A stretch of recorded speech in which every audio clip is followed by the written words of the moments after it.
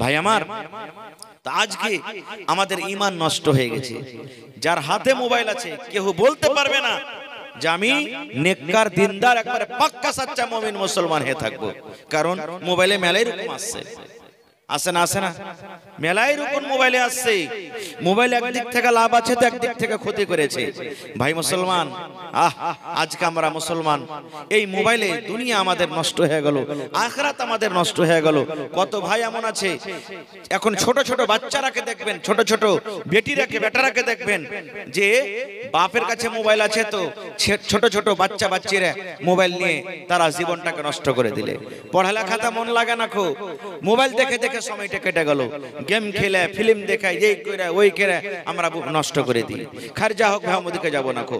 এই গোটা পৃথিবীতে কোরআন একটা এমন কিতাব, কোরআন একটা এমন জিনিস, সুবহানাল্লাহ, যার কথা আল্লাহ তাবারক ওয়া তাআলা কোরআনে বলছেন যে কোরআনের একটা জের যাবার পর্যন্ত না হিলেছে না কিয়ামত পর্যন্ত, জোরে বলেন, হিলবে। বাপ চলে গেছেন, দাদু চলে গেছেন, নানি চলে গেছেন, নানা চলে গেছেন, আপনি আছেন, আমি আছি। এবার বলেন আলহামদুলিল্লাহ রাব্বিল আলামিন পড়ে এসেছি, এখনো পড়ছি না, বদলে গেছে? জোরে বলেন, বদলেনি। কথা বলেন না যে ভাই বদলেছে কি? বদলেনি। কোন কিতাবের গ্যারান্টি আল্লাহ নেয়নি, কিন্তু কোরআনের গ্যারান্টি আল্লাহ তাবারক ওয়া তাআলা বলেছেন যে কোরআন আমি নাজিল করেছি এবং আমি আল্লাহ তাবারক ওয়া তাআলা তার হেফাজত আমি করব। কে করবে হেফাজত? জোরে বলেন, কে করবে? তা আল্লাহ নিজে এসে হেফাজত করবে? আমাকে আপনাকে দিয়ে আল্লাহ করিয়ে নেবে। বলবে কেমন করে যে মৌলানা, দুনিয়াতে মেলায় অন্ধ লোক আছে না নাই? নাবিনা কানা মানুষ আছে না নাই? দেখবেন মেলায় লোক দুনিয়াতে অন্ধ, কিন্তু ও হাফিজে কোরআন আছে। এরকম মানুষ দেখেছেন? জোরে বলেন দেখেছেন? হিফজখানা মাদ্রাসাতে আপনি চলে যান, হাফিজে কোরআন, সুবহানাল্লাহ। ভাই আমার, ও জানে না যে লামটা কেমন হয়, আলিফ কেমন হয়, জিমে কেমন হয়, চা কেমন হয়, বা কেমন হয়, র কেমন হয়, ও জানে না।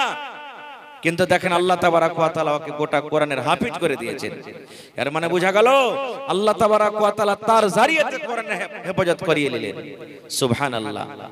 ভাই আমার, কোরআনটা কি জিনিস আমাদেরকে জানতে হবে। কোরআন কাকে বলে? কোরআন যারা জানে তারা কি, কোরআন যারা জানে না তারা কি। একটা হাদিস এসেছে, আল্লাহ রাসূল সাল্লাল্লাহু আলাইহি ওয়াসাল্লাম বলেছেন কি, রে আমার উম্মত, নবী আমার বলেছেন যারা কোরআন জানে এবং যারা কোরআন জানে না তাদের উদাহরণ নবী দিয়েছেন, মিসাল দিয়েছেন। কি মিসাল দিয়েছেন? বেটি ছেলা হোক, বেটা ছেলা হোক, নর হোক, নারী হোক, জওয়ান হোক, বুড়া হোক, নবী বলেছেন যেই মুসলমান কোরআন জানে, যেই মুসলমান কোরআন পড়িতে জানে, যেই মুমিন কোরআন পড়িতে জানে, নবী বলেছেন উম্মত সেই হলো সান্তলা লেমুর মতো, সেই হলো কলমা নেমুর মতো। সহি হাদিস। নবী বলেছেন যে কোরআন জানে, কোরআন পড়িতে জানে, নবী তার ব্যাপারে বলেছেন উম্মত রে সে হলো কলমা নেমুর মতন। আর যে মুসলমান শুধু মুসলমান, কালিমা পড়েছে, নামাজ রোজা সব করে, কিন্তু কোরআন পড়িতে জানে না, নবী তার উদাহরণ দিয়েছে সেই হলো খাজুরের মতন। যতটি লোক এখানে বসে আছেন, কে খাজুর আর কে কলমা নেমু নিজে নিজে ফয়সালা করেন। বলবেন মাওলানা বুঝতে পারলো না যে যে কোরআন জানে ও কলমা নেমুর মতন, সান্তলা নেমুর মতন, আর যে কোরআন জানে না ও হলো খাজুরের মতন। এর মানে কি? আপনারা বলেন তো, এই মজলিসের মধ্যে যদি কোনো ভাই কলমা নেমু, সান্তলা নেমু যদি ছিলে খাইতে লাগে, আঞ্জর পাঞ্জর কার মানুষ সেন্ট পাবে না পাবে না? কথা বলেন, পাইবে না পাইবে না? পাইবে। আর যদি খাজুর খাই পাইবে? নবী বলেছেন সান্তলা নেমুর মতো, কালমা নেমুর মতো। এই জন্য নবী বলেছেন একটা মানুষ কোরআন জানে, একটা মানুষ কোরআন পড়ে, ওরে সুবহানাল্লাহ, নিজে কোরআন জানলো আর অপরকে কোরআন শিখিয়ে দিল, অর্থাৎ নিজে কোরআন থেকে লাভ উঠালো, কোরআন থেকে নিজে ফায়দা উঠালো এবং অন্যকে ফায়দা দিয়ে দিল, অন্যকে লাভ দিয়ে দিল। যেমন একটা কলমা নেমু, যেমন একটা সান্তলা নেবু, নেমু খাবে যে ও স্বাদ পাবে এবং যারা পাঞ্জরে বসে থাকবে ওরাও ভালো সেন্ট পাবে, ভালো খুশবু পাবে। এই মতো নবী বলেছেন উম্মত যারা কোরআন জানে নিজে লাভ করলো, অপরকে লাভ দিয়ে দিল। আর নবী বলেছেন যারা কোরআন জানে না ওরা হলো খাজরের মতন। খাজর শুধু যে খাবে সে মজা পাবে, খাজর মিঠে, খাজর খেতে স্বাদ, খাজর খেতে ভালো, যে খাবে শুধু সে স্বাদ পাবে, তার মজা পাবে। কিন্তু আঞ্জর পাঞ্জরে যারা থাকবে এরা কোন রকমের লাভ নিতে পারবে না। এই জন্য নবীজি খাজুর আর কলমা নেমুর উদাহরণ দিয়েছে। এবার আরেকটু আগে চলেন। কোরআন আপনি জানছেন, কিন্তু কেমন কোরআন জানছেন? কত ভাই আছেন আজকে হাফিজরাকে দেখেন কোরআন পড়বে, for for for for for for for for করে কোরআন পড়বে, 15 মিনিট 20 মিনিটে এক পারা পড়ে নেবে।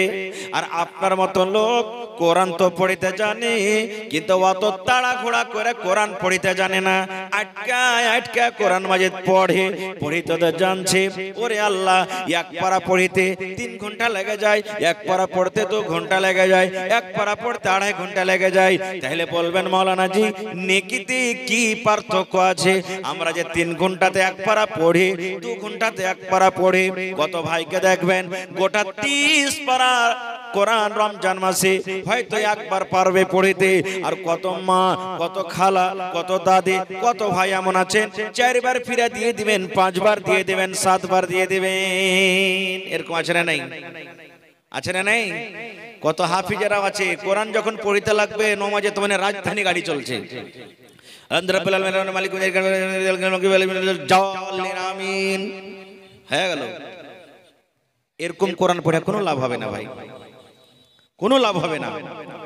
ওরে সুবহানাল্লাহ, নবী বলেছেন মান কারা হারফান মিন কিতাবিল্লাহি, আল্লাহর কিতাব কোরআন থেকে যে একটা হরফ পড়বে, ওরে আল্লাহ কোরআনের কত ফজিলত, কোরআন পড়িতে কত নেকি। দেখেন মান কারা হারফান, যে আল্লাহর কিতাব পড়বে, এখানে বড় মানুষের কথা নয়, বেটা ছেলের কথা নয়, জওয়ানের কথা নয়, বুড়ার কথা নয়, মায়ের কথা নয়, বেটা ছেলের কথা নয়, আলিমের কথা নয়। ওরে আল্লাহ, নবী বলেছেন মান কারা হারফান মিন কিতাবিল্লাহি, আল্লাহর কিতাব কোরআন থেকে যে একটা হরফ পড়বে, ফালাহু হাসানাতুন, তার জন্য একটা নেকি, ওয়াল হাসানাতু বিআশারি আমসালিহা, নবী বলেছেন একটা নেকি হলো 10টা নেকির সমান। তারপরে নবী বলছেন লা আকুলু, আমি এ কথা বলবো না, আলিফ লাম মিম হারফুন, কোরআনে যে আলিফ লাম মিম আছে এটা একটা হরফ, ওয়ালাকিন, নবী বলছেন আমি এ কথা বলবো আলিফুন হারফুন, আলিফ হলো একটা হরফ, ওয়া লামুন হারফুন, লাম হলো একটা হরফ, ওয়া মিমুন হারফুন, মিম হলো একটা হরফ। যেমন আলহামদুলিল্লাহ সূরা ফাতিহাতে আছে না নেই?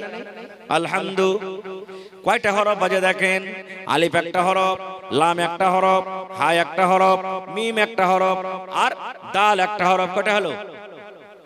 কয়টা হরফ হলো? 5টা হরফ হয়ে গেল। আলহামদুতে 5টা হরফ।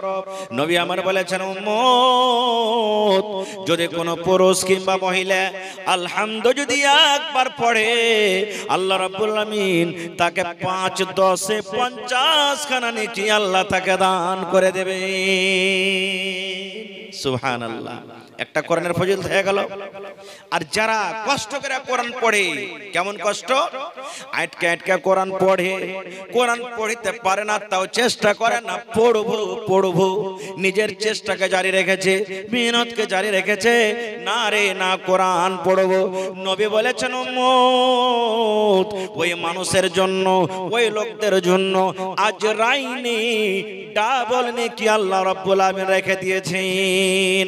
যে কোরআন কোরআন পড়ে, আটকা আটকা কোরআন পড়ে, ফরফর করে কোরআন পড়িতে পারে না, আটকা আটকা কোরআন পড়ে, কিন্তু চেষ্টা আছে আমি কোরআন পড়বো নেকি পাবো।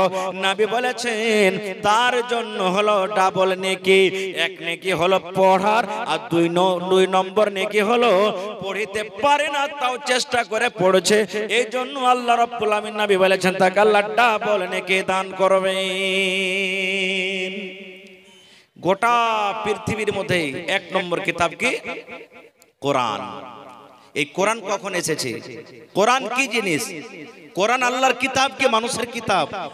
এই সমস্ত জিনিস আমাদেরকে জানা দরকার। আমি আপনাদের সামনে একটা সূরা, দুটো আয়াত তেলাওয়াত করেছি। সূরাতুল বাকারার 2 নম্বর আয়াত, 2 নম্বর সূরা থেকে। সূরাতুল ফাতিহা 1 নম্বর সূরা, সূরাতুল বাকারা 2 নম্বর সূরা।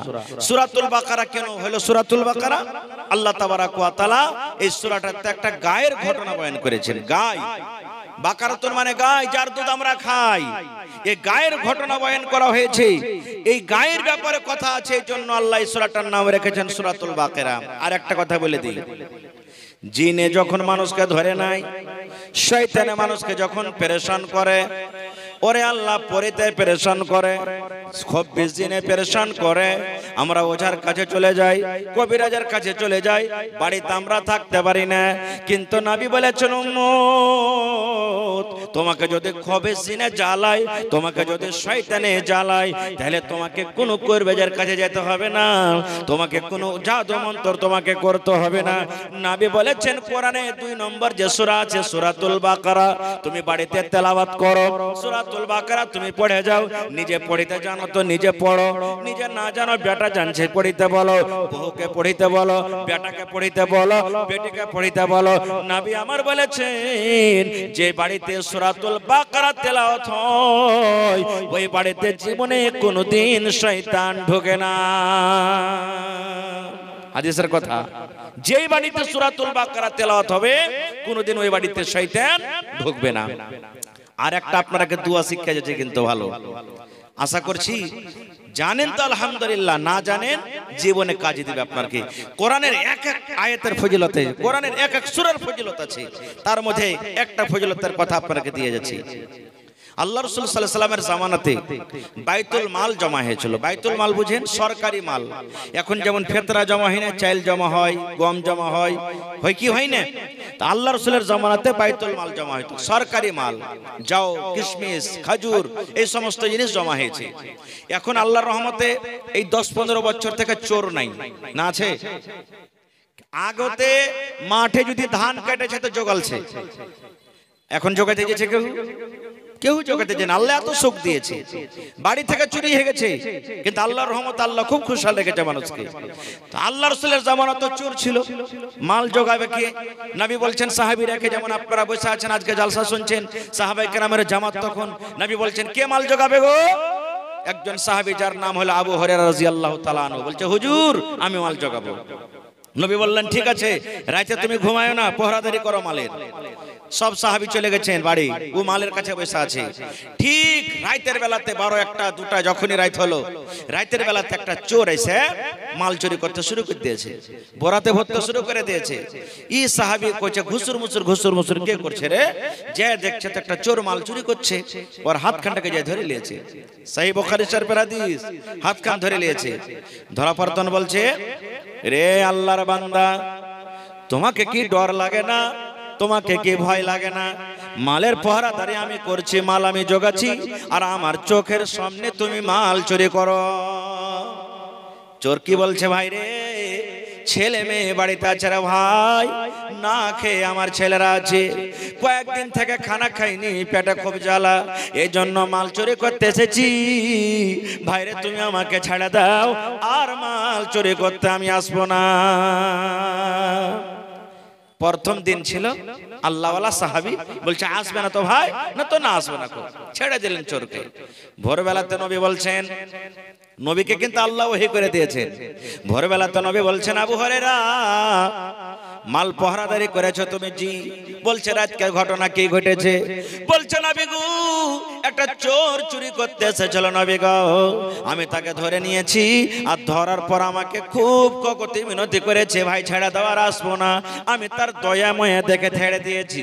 এবার নবী কি বলছেন দেখেন, এরে আবু হুরায়রা, চোর তোমাকে বলেছে আর চুরি করতে আসবো না, কিন্তু আমি নবী বলি ওই চোর আজ রাত্র চুরি করতে আসবে। সেই সাহাবী বলছেন হুজুর ওয়াদা করেছে আমার সাথে আর আসবো না। বলছে আমি তোমাকে নবী বলছি ও চুরি করতে আসবে। এবার নবীর কথা সাহাবায়ে কেরাম তো জানছেন, নিজের জীবন থেকে বেশি মানতেন। মানতেন না? মানতেন না? আহা, এবার ও কিন্তু আর রাতে শুতে না, নবী বলেছেন আসবে তা আসবে। ঠিক ফের রাত হয়ে গেছে, চল্লিশে চুরি করতে ধরাও পড়ে গেছে। বলছে হারে ভাই, তুমি কেমন চোর? তুমি যে গত রাতে এসেছিলে, তোমাকে ধরেছো না, আর তুমি বললে যে আসবো না, ফের তুমি চলে এসছো, তোমাকে ভাই ছাড়বো না, ধরে নিয়ে যাবো নবীর কাছে। এবার চোর বলতে লাগলো ভাই রে, জোড়াতে মিনতি করে বলি রে ভাই, আমার ছেলে মেয়েরা না খেয়ে আছে, ভাই রে ওয়াদা করেছিল আর আসবো না, কিন্তু ওদের কষ্ট আমি দেখতে পারলাম না, ওদের আমি কান্না দেখতে পারলাম না, এই জন্য আমি চুরি করতে এসেছি। আজকে তুমি আমাকে ছেড়ে দাও, আজকের পর আর চুরি করতে আমি আসবো না। আবু হুরায়রা বলছেন আসবে না তো? না তো না। ঠিক আছে যাও। ভোর হয়ে গেছে, নবী বলছেন আবু হুরায়রা চোর এসেছিল? জি হুজুর, আপনার কথা ঠিকই আছে, চলো। কি বলেছে? না তার আসবো না। নবী আমার বললেন আবু হুরায়রা আজ রাত্র চোরটা চুরি করতে আসবে। কি বলছেন? আজ রাত্র চুরি করতে আসবে। তখন আবু হুরায়রা বলছেন নবীজি ওয়াদা করেছে আর আসবো না। নবী আমার বললেন আবু হুরায়রা আমি নবী বলে রে আজ রাত্র চুরি করতে আসবে, কিন্তু ওকে আমার কাছে ধরে নিয়ে আসবে। আজকে আসলে পরে আমার কাছে তুমি তাকে ধরে নিয়ে আসবে, ছেড়ে দিও না। বলছে ঠিক আছে নবীজি। ঠিক তৃতীয় রাত মালের কাছে বসে আছে, আর চোর এসে বোরাবোজ করতে শুরু করে দিয়েছে। ধরে নিলে 3 রাত। এবার বলছে রে বান্দা, তুই তো আমাকে 3 রাত থেকে ফাঁকি দিছিস, আজ তোকে আমি ছাড়বো না, খুব নবীর দরবারে তোকে ধরে নিয়ে যাব, আজ তোকে ছাড়বো না রে বান্দা। এবার চোর দেখেন কি বলছে, ভাই রে কখন কখন খারাপ মানুষের মুখ থেকেও ভালো কথা বলেন। একটা দারুখোর হাঁটছে, ভালো কথা যদি বলে দেয় তো লিয়ে এলেন আপনি, এটা মনে করিয়েন না কমি না, একা দারু খেয়ে বেড়াইছে আর কথা আমাকে ওয়াজ করতে আসছে। একটা চোর ভালো কথা দিয়ে দেয়, একটা লুচ্চা লাফাঙ্গা ভালো কথা দিয়ে দেয়, লিয়ে এলেন আপনি জীবনে। হয়তো ও আমল করতে পারেনি, কিন্তু আপনি তো লাভ উঠাতে পারবেন। পারবে না? পারবে না? এই জন্য হ্যাকরত করিয়েন না খবরদার কোনোদিন। এবার তখন চোর বলছে ভাই রে 3 রাত থেকে ওয়াদা করছি রে ভাই, আসবো না আসবো না। আজকে তুমি বলছো নবীর দরবারে আমাকে নিয়ে যাবে ধরে, শরীয়তের ফয়সালা রে ভাই, নবীর দরবারে যেতে গেলে আমার হাত নবী কেটে নেবেন, কারণ শরীয়তের ফয়সালা চোর যদি ধরা পড়ে যায়, চোর যদি চুরি করতে ধরা পড়ে যায়, শরীয়তের ফয়সালা শরীয়তের আইন হাত কাটা পড়বে। তখন চোর বলছে ভাই রে তোকে যদি একটা দোয়া শিখিয়ে দিই, তোকে যদি একটা মন্ত্র শিখিয়ে দিই, ওই দোয়াটা শেখা পর তুই আমাকে ছাড়বি কি ছাড়বি না রে ভাই?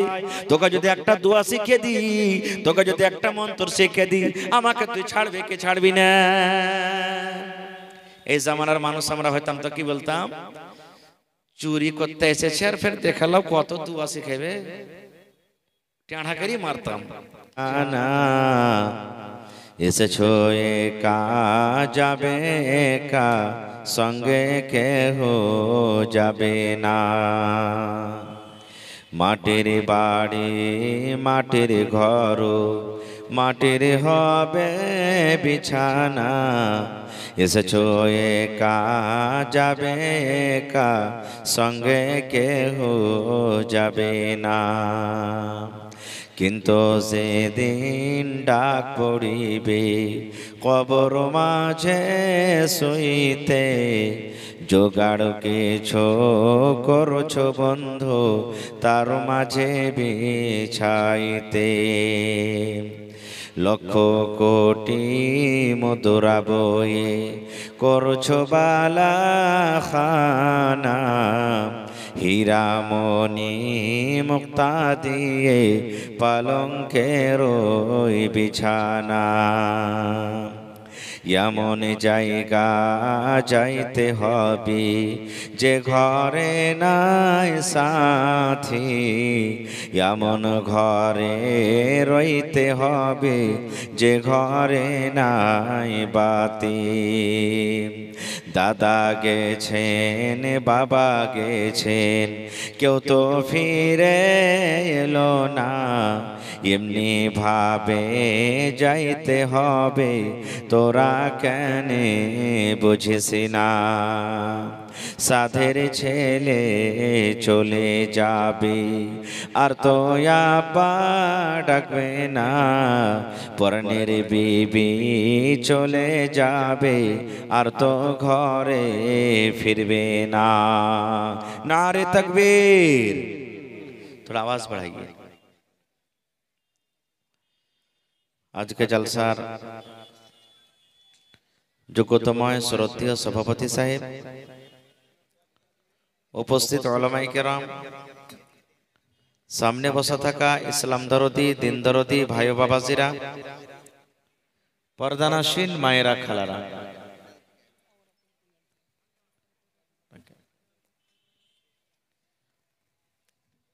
সমস্ত তারিফ ও গুণগান সে মহান আল্লাহ তাবারাক ওয়া তাআলার জন্য, যে মহান আল্লাহ তাবারাক ওয়া তাআলা আজকে আমাদেরকে নরম গরম বিছানাকে ত্যাগ করে ঠান্ডার মৌসুমে শীতের রাত্রে সারাদিন কাম কাজ করা পরও কোরআনের মহাব্বতে, দিনের মহাব্বতে, নবীর মহাব্বতে এই পিন্ডালের তলাতে একত্রিত হয়ে বসে কিছু বলার ও শোনার তৌফিক দিয়েছেন। তাই আমরা আল্লাহ তাবারাক ওয়া তাআলার প্রশংসা করি, অন্তর থেকে মহাব্বতের সাথে সকলেই পড়েন আলহামদুলিল্লাহ। একটু মুখ খুলে জোর করে পড়েন ভাই আলহামদুলিল্লাহ। তারপর আমাদের শেষ নবী হযরতে মুহাম্মদুর রাসূলুল্লাহ পড়েন সাল্লাল্লাহু আলাইহি ওয়াসাল্লামের পর অগণন দারুদ শরীফ শান্তির ধারা বর্ষিত হোক, আমিন। আল্লাহুম্মা সাল্লি আলাইহি আল্লাহুম্মা বারিক আলাইহি। ভাই মুসলমান, আমি আপনাদের সামনে কোরআন মাজিদের 2 নম্বর সূরা সূরাতুল বাকারা থেকে এখানে আয়াত তেলাওয়াত করেছি, সাথে সূরাতুল আলাক থেকে 5খানা আয়াত তেলাওয়াত করেছি এবং আল্লাহর নবী মুহাম্মদ সাল্লাল্লাহু আলাইহি সাল্লামের একটা হাদিস পড়েছি। সে আয়াত হাদিসকে সামনে রেখে আমি আপনাদের সামনে কিছু কথা রাখবো। আল্লাহর কাছে দোয়া করি রব্বুল আলামিন আমি যা কিছু বলবো যেন সহিহ হাদিস এবং কোরআন থেকে বলতে পারি এবং সাথে সকলে আমরা আমল করতে পারি, তার জন্য আল্লাহ আমাদেরকে তৌফিক দেন, পড়ুন আল্লাহুম্মা আমিন। তার আগে একটা কথা, এইবারে নিয়ে আপনাদের এই টোলাতে এলাকাতে 3 বার আসা হয়ে গেল। গত বছর, এবছর মাদ্রাসার জন্য, তার আগে বছর গ্রামের ভিতরে মসজিদের জন্য এসেছিলাম নাকি? মাশাআল্লাহ। এই গ্রামের এলাকার মানুষ খুব ভালো, ওয়াজ শুনতো ভালো, দান করতো ভালো, মন খুলে খুলে তারা দান করেছেন। আর আজকে দেখেন আমার ভাই আখতার আলম সাহেব, তার হাতে অনেক দান দিলেন আপনারা, আলহামদুলিল্লাহ। আর আমি শুনলাম যে মহিলা প্যান্ডেলে এত মহিলা বলছে মাওলানা একবারে গোটা প্যান্ডেল ভর্তি হয়ে গেছে। ধন্যবাদ। পুরুষের প্যান্ডেলও দেখেন মোটামুটি ভর্তি হয়ে গেছে। যতটি লোক জালসাতে এসেছে সবাই যদি এসে বসে, এরকম প্যান্ডেল আরেকটা লাগবে, এত লোকজন এসেছে আলহামদুলিল্লাহ। দেখেন প্রথম দান আমার কোন বোন হাত থেকে বালা খুলে দিয়ে পাঠিয়ে দিয়েছেন, সুবহানাল্লাহ। প্রত্যেক জালসাতে গহনা পাওয়া যাচ্ছে ভাই। গত রাতের আগারাত্রে আমার প্রোগ্রাম ছিল মানসাহি ভাড়ে মারা, নাম শুনেছেন আপনারা? ওরে আল্লাহ, একজন মহিলা 8 আনা ওজনের কি বলছে রে বালি ফেলে দিয়ে দিলে। 8 আনা ওজন, 8 আনা ওজনের বালির এখন দাম মোটামুটি ৭০,০০০ থেকেও বেশি নাকি জি ভাই? একজন মহিলা 4 আনা ওজনের পান দিয়ে দিলে, যার দাম মোটামুটি ৩৫,০০০ প্লাস আছে। একজন মহিলা গলাতে যে মায়েরা খেলার ওই তাবিজ দেয় না, গলাতে গোল গোল তাবিজ, আগেকার মায়েরা দিত, এখন দেয় না। 10টা তাবিজের একটা মালা লেসে জমা করে দিলেন। তারপর আংটি, বালা, হার, পায়াল, এগুলা তো আলাদা থাকলো। ইনশাআল্লাহ আজকে আমার হাতে যখন বালা এসেছে, হারও আসবে, আংটিও আসবে, আর আশা করছি নাকের কানেরও আসবে। আর কোনো মা যদি পারেন তা পান পায়াল গালাও বালি গালাও দিয়ে পাঠাবেন ইনশাআল্লাহ। আর আপনাদের কাছে আমি একটা আবদার রাখছি, আমি ওয়াজ করব, তার আগে দেখছি গত বছর আপনার কাছে এখানে এসেছিলাম, আপনাদের 1 টাকা মাদ্রাসাতে লেগেছে ভাই। বলবেন কেমন করে মৌলানা? আমি গতবার জালসাতে এসেছিলাম, দেখেছি ছাদ পিটা ছিল না, নাকি? এখন কত সুন্দর ছাদ হয়ে গেছে আলহামদুলিল্লাহ। তো বোঝা গেল যে আপনাদের টাকা এদিক ওদিক বাজো খরচাতে লাগিয়ে মাদ্রাসাতে লেগেছে আপনাদের খরচা। ছাদ হয়ে গেছে আলহামদুলিল্লাহ, প্লাস্টারের কাজ বাকি আছে, জমিন বাকি আছে। আহা, দেখেন আমার কোন বহিন ছেলেবে আমার আছে, নিজে স্টেজে এসে 500 টাকা দিয়ে গেল, আমি পরে দোয়া করে দিচ্ছি, বলেন একটু লেখা রাখেন। তো ভাই মোটামুটি 10 গাড়ি বালু লাগবে, 10 গাড়ি, মোটামুটি 8 থেকে 10 গাড়ি বালু প্লাস্টারে লেগে যাবে, জমিন ঢালাইতে লাগবে। তো বেশি আপনার কাছে চাহাবো না, 7,000 টাকা গাড়ি, 6,000-7,000 টাকা মানে সেফটি গাড়ি বালু আছে। যদি কোনো ভাই পারেন তো 7টা থেকে 10টা লোকের কাছে আমি আবদার রাখনু, আমি আধ ঘন্টা ওয়াজ করব, তারপর আপনাদের কাছে আমি দান চাহাবো। আমি 7টা ভাইয়ের কাছে আবদার চাহিনু, 1 গাড়ি কেরা বালু, 100 সেফটি কেরা বালু, পারলে 200 সেফটি দিবেন, 300 সেফটি দিবেন, না হলে 100 সেফটি কেরা বালু 7টা লোক লিখে দিবেন। প্লাস্টারের কাজ হবে, মরার পরও নেকি আপনার জন্য জারি হয়ে যাবে ইনশাআল্লাহ। এবং 100 বড়া সিমেন্টের আবদার রাখুন, কারণ এখন বালি আর সিমেন্টই বেশি লাগবে প্লাস্টার করতে। 100 বড়া সিমেন্টের আবদার রাখুন, পারলে কেউ 100 বড়া একাই দিতে পারবে, না পারলে কেউ 10।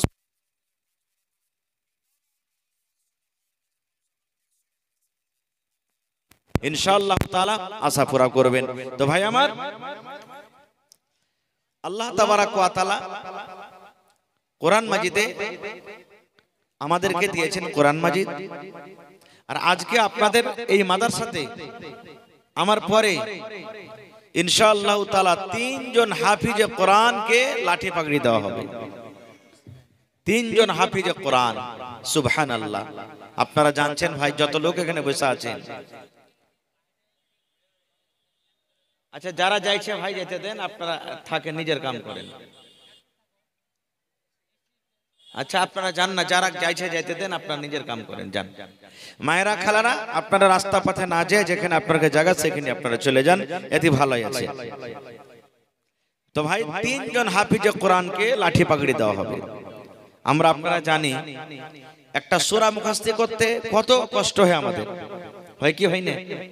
কত কষ্ট হয় একটা দোয়া মুখস্থ করতে, কত কষ্ট হয়। ওরে সুবহানাল্লাহ, 30 পারা কোরআন আল্লাহুস সামাদ মুখস্থ করতে কত যে কষ্ট, রাত দিন এক করে দেয়। আপনি আমি শুতে যাই এশারের নামাজ পড়ে, কিন্তু যারা মুখস্থ করে ভাই ওরা শুতে না, জানেন কতক্ষণই? 10টা 11টা পর্যন্ত, 12টা পর্যন্ত পড়ে, এবং ফজরের নামাজের 1 ঘন্টা আগে আবার উঠে যায়, আবার পড়িতে শুরু করে, আবার পড়িতে শুরু করে, বারবার পড়ে, বারবার পড়ে। তাহলে এত কষ্টের পর আজকে তারা হাফিজ হইতে পেরেছে।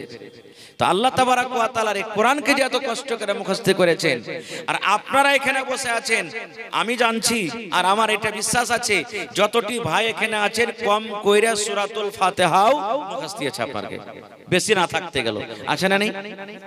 আছে। এই দুনিয়াতে বর্তমান জামানাতে, বর্তমান টাইমে সব থেকে কোন জিনিসটা মানুষ বেশি খুলে খুলে দেখে কহেন তো আপনারা? একটু কথা বলেন ভাই, দুনিয়াতে সব থেকে কোন জিনিসটা মানুষ খুলে খুলে বেশি দেখে বর্তমান জামানাতে? জোরে করে কহেন আপনারা, আরো জোরে বলেন। কোরআন। এটা ভুল হয়ে গেল, ভুল হয়ে গেল। হ্যাঁ, মোবাইল খুলে দেখে, মানে অতখানি মোবাইল খুলে দেখে যে একটা ছেলে পেলে হাত চার মা পেন বদলাই দিয়ে থাকছে, ওর থেকেও বেশি হয় না?